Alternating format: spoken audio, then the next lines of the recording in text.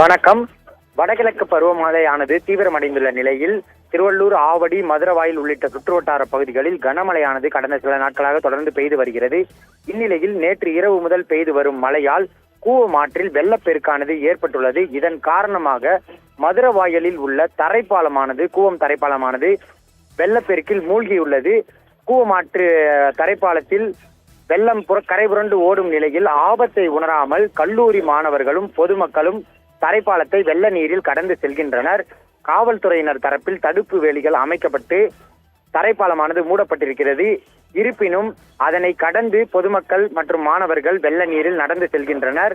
இதனால் எந்நேரமும் கூவமாற்றில் வெள்ளப்பெருக்கு அதிகரிக்கும் பட்சத்தில் வெள்ளத்தில் மக்கள் சிக்கிக்கொள்ளும் அபாயமானது ஏற்பட்டிருக்கிறது.